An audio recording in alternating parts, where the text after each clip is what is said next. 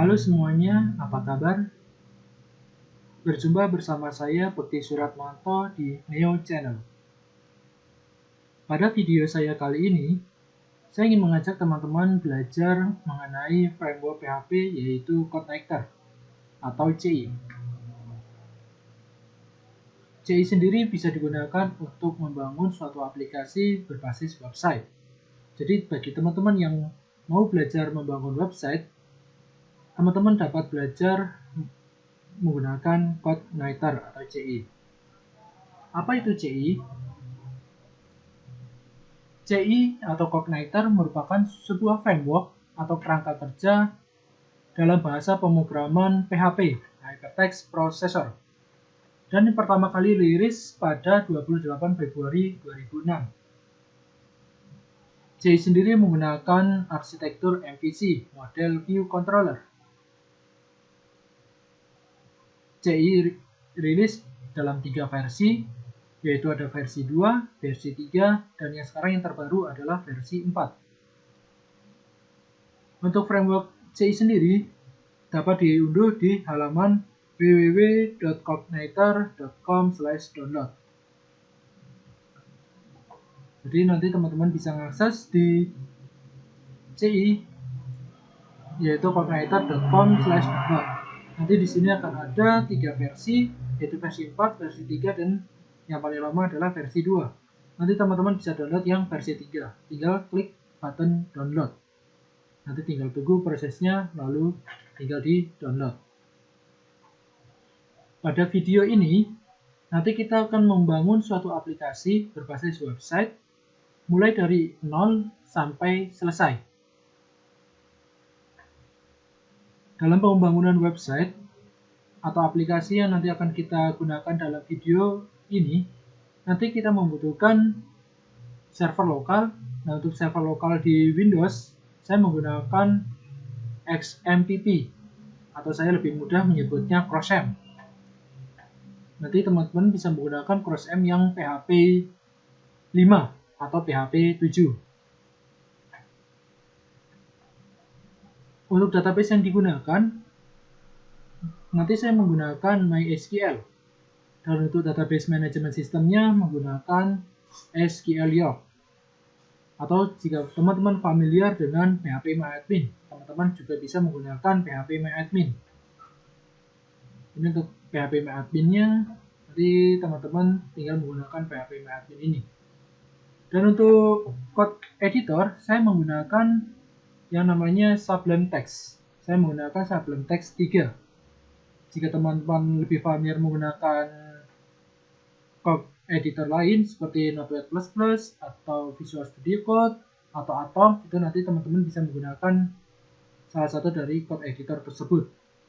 Dan untuk video ini saya menggunakan code editor yaitu Sublime Text 3. Baik teman-teman, dalam video ini saya tidak akan mengajarkan bagaimana cara instalasi CrossM, Sublime Text maupun SQLiO. Nanti teman-teman bisa silakan cari tutorial bagaimana cara instalasi tools-tools tersebut. Dan nanti untuk link download maupun link aplikasinya nanti akan saya sertakan di bagian deskripsi.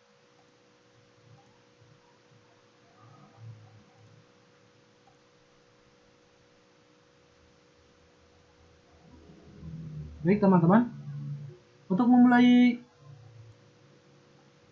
menjalankan aplikasi ini, untuk mulai membuat aplikasi ini, pastikan server lokal teman-teman itu nyala. Di sini teman-teman bisa membuka XMPP-nya atau CrossM-nya. Nanti ada 2 modul, yaitu Apache sama MySQL. Itu nanti silakan teman-teman start saja. Nanti jika sudah berjalan, nanti otomatis buttonnya dari start akan berubah menjadi stop, dan portnya ini nanti akan muncul.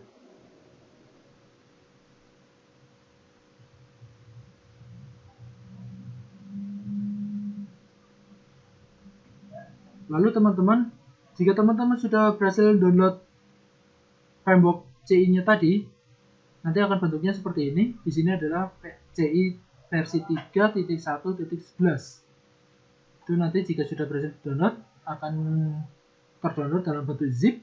Nanti teman-teman bisa ekstrak saja, ekstrak. Nah, nanti sudah terekstrak, nanti teman-teman bisa copy saja, lalu arahkan ke folder CrossM-nya, ktdoc di CrossM. Biasanya jika teman-teman menginstal CrossM itu nanti akan terinstall di directory C. Jadi nanti akan ada di directory C ini, nanti di sini akan ada folder CrossM. Namun untuk kali ini saya menginstal CrossM itu ada di directory D. Jadi saya menggunakan directory D. Nah, di sini ada folder CrossM seperti ini. Tinggal teman-teman open, kemudian ke folder htdoc. Tinggal folder CI yang tadi telah kita copy, tinggal dipastekan saja di sini.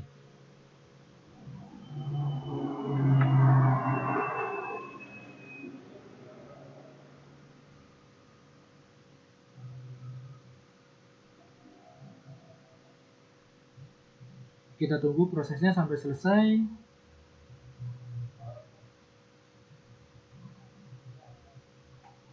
Baik, sudah tersimpan di htdoc. Kemudian kita bisa rename folder ini sesuai dengan nama project aplikasi kita. Kita rename, kemudian kita ganti dengan aplikasi purpose. Kita enter. Kemudian kita cek apakah aplikasinya sudah berjalan atau belum. Kita ke browser, teman-teman nanti bisa menggunakan Opera, Google Chrome, Mozilla maupun Internet Explorer. Nah, di sini saya menggunakan Google Chrome. Nanti teman-teman bisa akses localhost /aplikasi purpose. Kita enter. Nah, nanti jika teman-teman sudah mendapat tampilan seperti ini, berarti instalasi CI teman-teman itu berhasil dan sukses. Cukup mudah untuk instalasi CI-nya, tinggal download framework-nya, kemudian diekstrak, lalu tinggal dikopikan ke htdoc yang di dalam CrossM kita.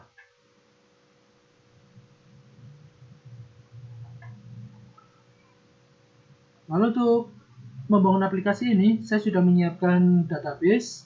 Nanti teman-teman bisa instalasi sendiri, bukan instalasi, maksud saya import database sendiri. Nanti teman-teman bisa membuat database, lalu import database yang sudah saya sediakan. Dan di sini untuk database-nya nanti teman-teman bisa mengakses gits.github.com/neoproject18. Nanti di sini akan ada DB Purpose. Nanti teman-teman silahkan cari di Neoproject 18 itu ada DB Purpose. Ini teman-teman klik saja. Nanti untuk link database ini nanti juga akan saya sertakan di bagian deskripsi. Nah, nanti teman-teman bisa kopikan saja semua query ini sampai ke bawah, tinggal di copy saja. Copy, lalu nanti teman-teman bisa menggunakan phpMyAdmin.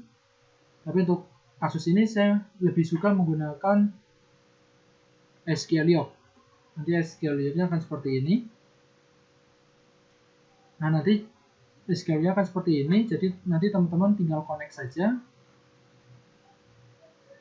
Nanti isi database yang ada di SQLiok akan sama dengan database yang ada di phpMyAdmin. Nah, teman-teman bisa membuat database, yaitu dengan klik kanan di root localhost, kemudian create database. Silakan teman-teman bisa memberi nama database-nya terserah. Di sini saya menggunakan nama database DB Purpose. Kemudian tinggal kita create, maka database-nya sudah tercreate.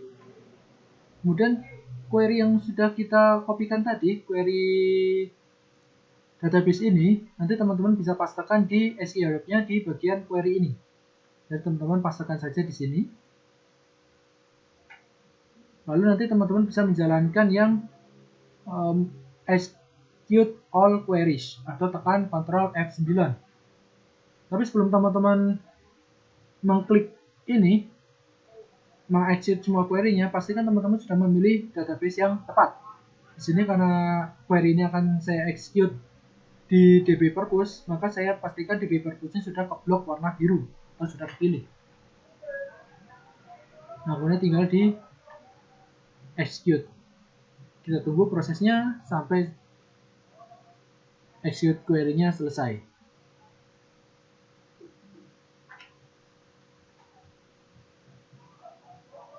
Baik teman-teman, di sini sudah ada pesannya bahwa 13 query telah dieksekusi dan semuanya sukses, tidak ada error. Nanti teman-teman bisa lihat di bagian tabel. Nanti di sini akan ada 6 tabel, yaitu tabel buku, kategori, member, peminjaman, role, user. Nanti itu tabel yang akan kita gunakan adalah tabel ini. Begitu untuk cara import database menggunakan SQL York.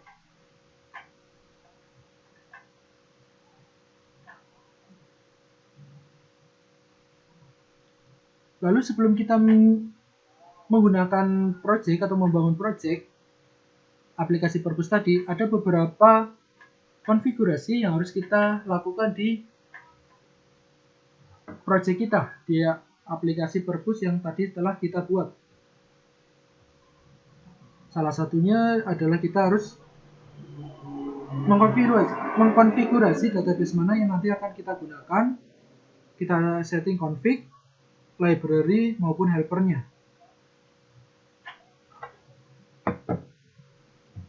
Baik, di sini saya akan menggunakan code editor Sublime. Kemudian nanti silakan teman-teman buka aplikasi Purpose di dalam Sublime ini. Jadi nanti teman-teman bisa drag and drop ke Sublime-nya. Nanti aplikasi Purpose ini tinggal diklik, tahan, kemudian di drag, lalu di drop ke Sublime text ini. Nah, nanti foldernya sudah langsung terpasang di sini. Atau nanti teman-teman juga bisa menggunakan menu file, kemudian pilih open folder. Nanti teman-teman bisa cari folder CrossM yang aplikasi Purpose tadi.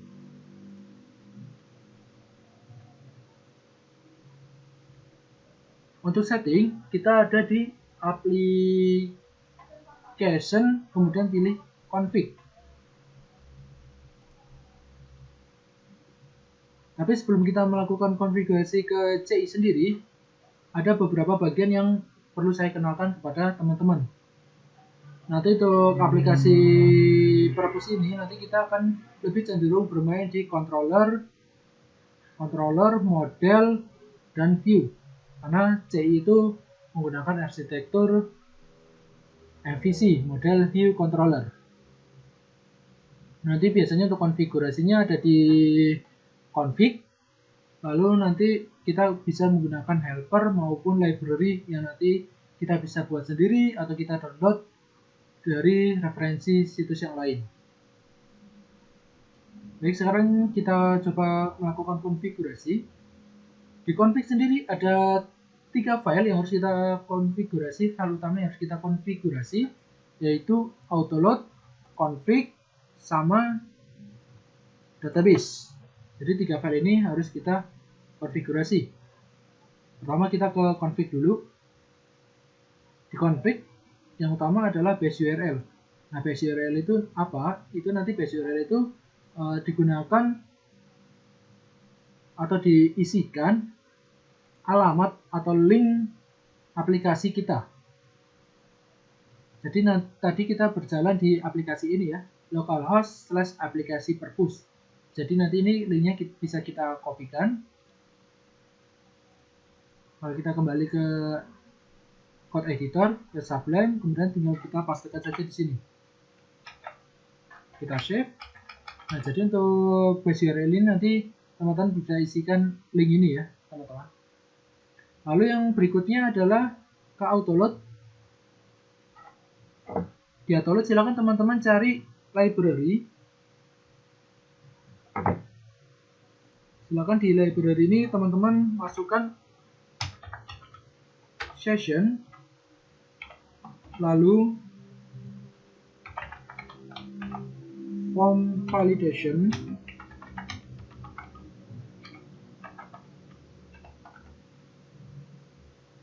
lalu upload,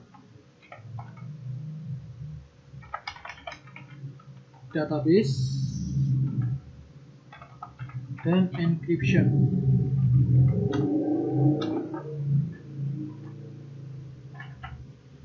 Mungkin nanti teman-teman jika melihat atau membaca tutorial lain, itu nanti mungkin konfigurasi librariesnya akan sedikit berbeda. Tapi untuk yang sering saya gunakan itu adalah kelima hal ini, yaitu session, form validation, upload, database, dan encryption. Ini library yang saya konfigurasi untuk pertama kali, yang seringnya adalah kelima ini. Nanti kalau misalnya teman-teman membaca atau melihat tutorial lain, mungkin nanti akan sedikit berbeda. Tapi yang utama pasti akan ada session maupun database. Karena nanti database itu digunakan untuk mengakses database kita. Session yaitu untuk menyimpan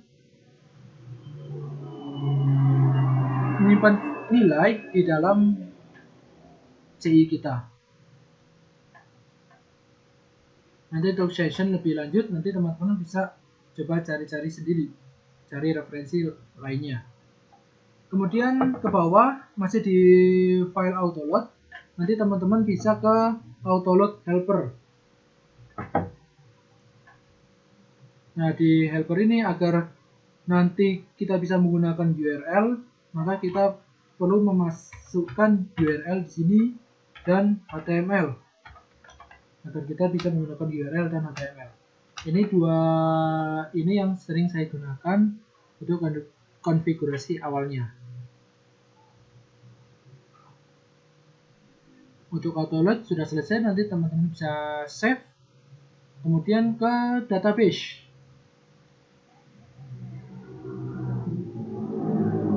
Nah, untuk database, jika teman-teman menggunakan CrossM, itu nanti untuk username defaultnya adalah root, kemudian passwordnya kosong, dan ini database-nya apa? Database-nya adalah dbpurpose.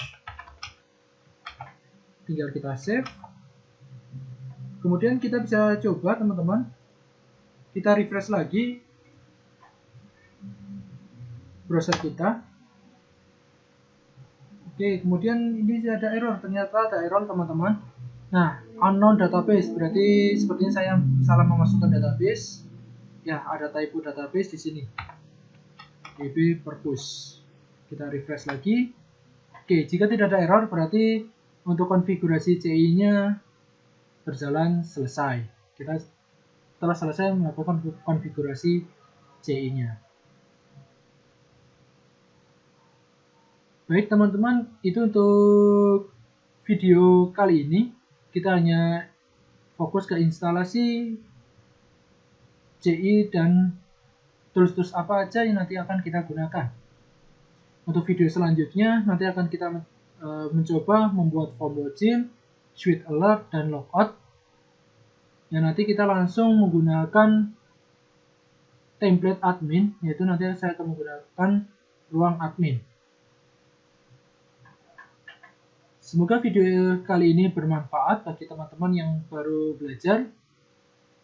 Jika teman-teman belajar hal baru hari ini, silakan teman-teman bisa like dan subscribe dan aktifkan notifikasi loncengnya agar dapat video baru yang nanti akan saya upload.